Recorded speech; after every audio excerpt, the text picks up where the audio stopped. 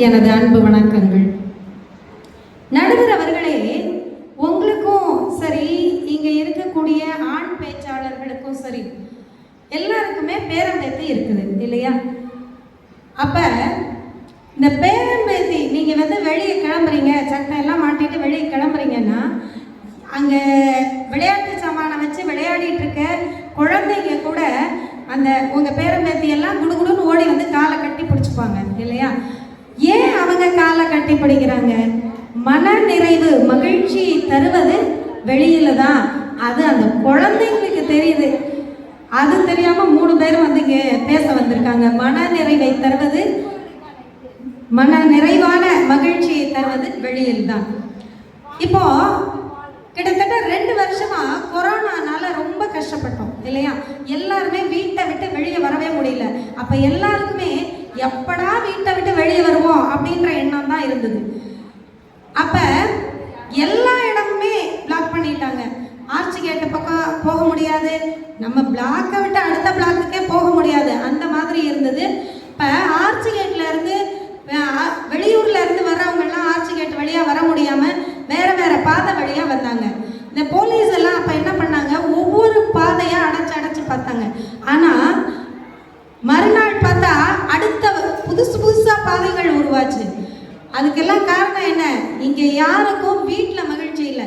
எப்படா வெளியே போகலாம், வீட்டை விட்டு மட்டும் இல்லை, இந்த ஊரை விட்டா வெளியே எப்போ போய் வேடிக்கை பார்க்கலாம் அப்படிங்கிறது தான் எல்லாருக்கும். ஏன்னா மன நிறைவை தருவது வெளியில் தான். என் பையன் 4 நாள் லீவுன்னு இங்கே ஊருக்கு வந்திருக்கான், நெய்வேலிக்கு வந்திருக்கிறான், படிக்கிறவன். 4 நாள் வந்திருக்கான், நம்ம வீட்டில் இருப்பான், நம்ம அவன் கூட பேசலாம், சிரிக்கலாம், சந்தோஷமா இருக்கலாம் அப்படின்னு நினைச்சா காலையில் எந்திரிக்கிறது லேட்டு. அப்படி எந்திரிக்கிறதே எப்படி எந்திரிப்பான்? வெளியே இருந்து டேய் இங்கே வந்துடுறியா, நம்ம இன்னைக்கு ஸ்விம்மிங் பூல் போகலாம் அப்படின்னு சொல்லிட்டு ஒருத்தன் ஃபோன் பண்ணுவான். அதுக்கப்புறம் தான் எந்திரிச்சு கடகடன்னு ஏதோ பாலை குடிச்சு எதையோ வாயில போட்டு அவன் கிளம்புவான். சரி, மத்தியானம் வருவானான்னு பார்த்தா ஃபோன் பண்ணி 3 மணிக்கு மேலே தான் வருவான். வந்தவனும் அடுத்து சாப்பிட்டுக்கிட்டே இருக்கும்போது அடுத்த ஃபோன் வரும், டேய் இன்னைக்கு கிரிக்கெட் விளையாடலாண்டா வாடா அப்படின்ட்டு. அப்புறம் அங்கே போயிடுவான். அது போயிட்டு சாயங்காலம் எட்டி தான் பார்ப்பான். அதுக்குள்ளே ஃபோன் வரும்போதே ஃபோனோட தான் வருவான். ஃபோன் வந்துக்கிட்டே இருக்கும், அம்மா இந்த இவன் கூப்பிடுறான் போயிட்டு வரேன். அப்புறம் ராத்திரி 9 மணிக்கு தான் வருவான். அப்போ வெளியே இருந்து தான் உள்ள வந்திருக்கிறான். ஆனால் இந்த வீடு அவனுக்கு மகிழ்ச்சியை கொடுக்கல. எப்பவும் மகிழ்ச்சி கொடுக்கறது, மன நிறைவை கொடுக்கறது வெளியில உள்ள அவனுடைய நண்பர்கள், அவனுக்கு தெரிஞ்சவங்க, அவங்க தான் மகிழ்ச்சியை கொடுக்குறாங்க இல்லையா? அதே போல நாங்கெல்லாம் வேலைக்கு போகிறோம். வேலைக்கு போகும்போது எப்படா லீவு கிடைக்கும் அப்படின்னு எதிர்பார்த்து காத்துட்டு இருப்போம்ல. லீவு கிடைச்ச உடனே மகிழ்ச்சியா வீட்டில் தூங்கி ரெஸ்ட் எடுப்போம் அப்படியா? நிச்சயமா கிடையாது. 1 நாள் வேணா தூங்குவோம், 2 நாள் வேணா தூங்குவோம்.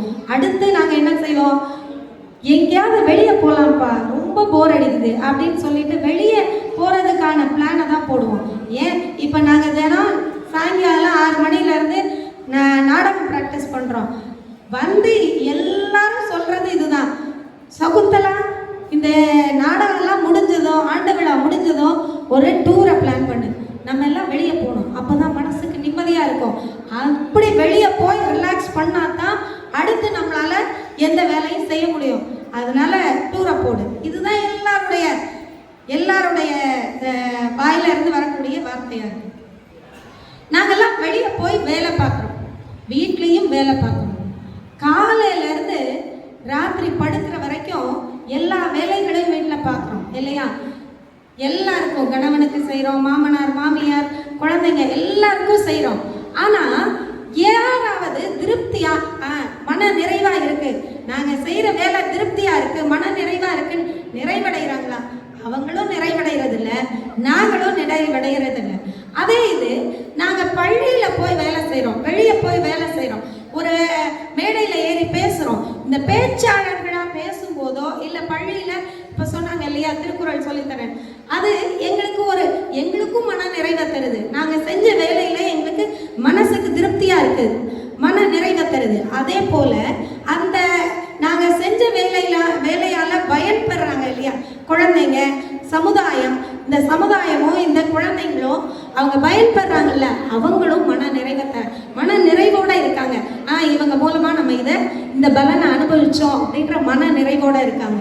அதனால எவ்வளவுதான் கஷ்டப்பட்டாலும் தியாகத்தை வாழ்க்கையே அர்ப்பணிச்சாலும் உங்ககிட்ட மன நிறைவை எதிர்பார்க்க முடியாது. அதே போல நீங்க மன நிறைவு அடையாததுனால நாங்களும் மன நிறைவு அடைய போறதில்லை.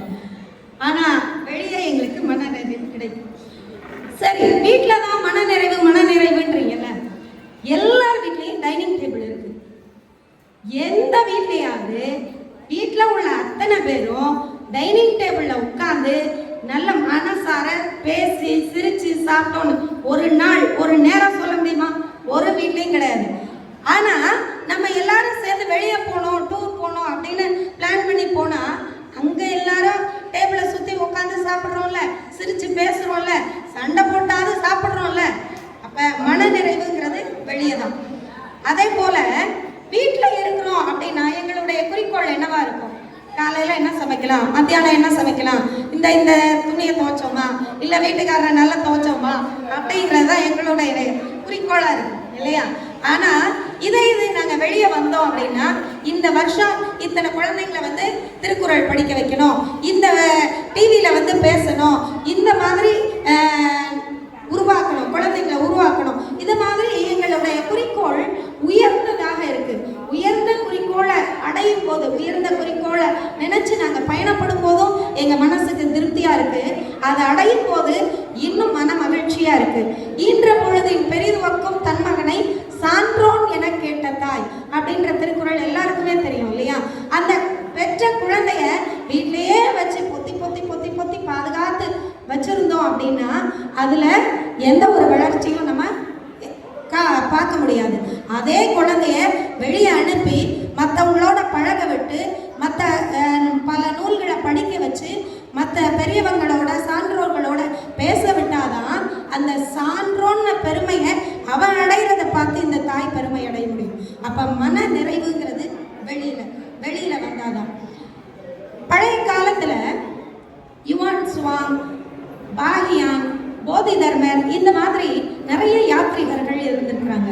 இந்த யாத்ரீகர்கள் எல்லாம் ஒவ்வொரு இடங்களுக்கு போகும்போது அங்க உள்ள செய்தியை சேகரித்து பதிவு செய்து அதை தன்னுடைய நாட்டுக்கு கொண்டு போயிருக்காங்க. யுவான் சுவாங் ஒரு தடவை கங்கையில பயணம் பண்ணும்போது ஒரு படகுல பயணம் பண்ணிட்டு இருந்தாராம். அவர் பல்லவன் நம்முடைய காஞ்சிபுரத்துக்கு காஞ்சிபுரத்துல உள்ள அங்க கல்வியினுடைய சிறப்பு, அதே போல அங்க இருக்கக்கூடிய அரசியல் நிலவரம் எல்லாத்தையும், சிற்பக்கலைகள் எல்லாத்தையும் பதிவு பண்ணிட்டு போயிருக்கிறாரு. அவர் கங்கை கரையில ஒரு படகுல பயணம் பண்ணும்போது கங்கையில வெள்ளம் அதிகமா வருது. அப்ப படகோட்டி சொல்றாரு, ஐயா வேணாம், நம்ம இந்த ஓலைச்சுவடிகள்லாம் நீங்க நிறைய வச்சிருக்கீங்க, அதை தூக்கி வெளியே போட்டுருவோம், அப்பதான் நம்ம தப்பிக்க முடியும் அப்படின்னு அந்த படகோட்டி சொல்றானா. அப்ப அவர் சொன்னாரு, உனக்கு ரொம்ப பாரமா இருக்குன்னு தெரிஞ்சா நான் வேணாலும் குதிச்சிடுறேன். இந்த ஓலைச்சுவடிகள் எல்லாம் என்னுடைய நாட்டுக்கு போய் என்னுடைய மக்களை உயர்த்தக்கூடியவை. அந்த பல்லவ நாட்டில் உள்ள சிறப்புகள் எல்லாம் நான் என்னுடைய மக்களுக்கு போய் சொல்லணும், என்னுடைய நாட்டு மக்களை உயர்த்தணும் அப்படின்னு சொன்னாராம். அதே போல நம்ம சிலப்பதிகாரம் அந்த நூலை பத்தி கேள்விப்பட்டிருப்போம். அது உருவான காலகட்டம் அது நமக்கு தெரியாது. நம்முடைய நாட்டில் அதை பற்றி எந்த ஒரு குறிப்பும் இல்லை. ஆனா சேரன் செங்குட்டுவன் கண்ணகிக்கு சிலை வச்சான் இல்லையா? சிலை வைத்து அதை விழாவா கொண்டாடும் போது அப்ப எல்லா நாட்டு மன்னர்களையும் கூப்பிட்டுருக்கான். அப்ப இலங்கை மன்னனையும் கூப்பிட்டுருக்கான். இலங்கை மன்னன் அங்கிருந்து இங்க அந்த விழால கலந்துட்டு போன அந்த செய்தி அவங்க நாட்டுல குறிச்சு வச்சிருக்காங்க. அந்த குறிப்பை வச்சுதான் சிலப்பதிகாரம் உருவான காலகட்டத்தையே நம்ம கணக்கிட முடியுது. அப்ப ஒருத்தர் ஒரு இடத்துல இருந்து வெளி இடங்களுக்கு போகும்போதுதான் அது பதிவிடப்படுது. அந்த செய்திகள் எல்லோரும் அறியும்படியா அடுத்தடுத்த தலைமுறைக்கு கூட கடத்தப்படுது. அதுதான் மன நிறைவை தரக்கூடியதா இருக்கு. இன்னைக்கு நம்ம நிறைய நாயன்மார்கள், ஆழ்வார்கள் இதை பத்தி கேள்விகள்லாம் பார்த்தோம் இல்லையா? இந்த நாயன்மார்கள், ஆழ்வார்கள் எல்லாம் ஒரு இடத்துல இருந்தவங்க கிடையாது. அவங்க எல்லாம் ஒவ்வொரு தலங்களுக்கா பயணம் பண்ணி அங்க பாடல்கள் பாடி பதிவு செஞ்சவங்க. இன்னைக்கு தமிழ் இலக்கியங்கள்னு எடுத்துட்டோம்னா அதுல பெரிய பொக்கிஷமா இருக்கிறது பக்தி இலக்கியம் தான். அந்த பக்தி இலக்கியத்துல பெரும்பாலானவை இந்த நாயன்மார்கள், ஆழ்வார்களுடைய பாடல்கள் தான். அப்படி ஒரு மிகப்பெரிய சொத்து நமக்கு கிடைக்கிறதுக்கு காரணம் வெளியே பயணம் பண்ணதுதான். நிறைவாக இதை மட்டும் சொல்லிக்கிறேன். பூட்டிய இரும்பு கூட்டின் கதவு திறக்கப்பட்டது. சிறுத்தையே வெளியில் வா, எலி என உன்னை இகழ்ந்தவர் நடுங்க, புலி என செயல் செய்ய புறப்படு வெளியில் என்று பாரதிதாசன் அன்னைக்கு பாடினாங்க. அந்த பாரதிதாசனுடைய பாடல் வரிகளை கேட்டு நாம சாதிக்கிறதுக்கு வெளியே வரணும் அப்படின்ற துடிப்போட வெளியே வந்தவங்க நாங்க. இன்னும் எங்களை வீட்டில் பூட்டி வைக்கணும்னு நினைக்க முயற்சி செய்றீங்களா நடுவர் அவர்களே? வீட்டில் கிடைக்கக்கூடிய மகிழ்ச்சி குடத்தில் இட்ட விளக்காக சுருங்கி போய் தாங்க இருக்கும். ஆனா வெளியில் கிடைக்கக்கூடிய மகிழ்ச்சி தான் குன்றில் இட்ட விளக்கா எங்களை மிளிரச் செய்யும் என்று கூறி மன நிறைவு தருவது வெளியிலே என்று என் உரையை நிறைவு செய்கிறேன். நல்ல வாய்ப்புக்கு நன்றி. வணக்கம்.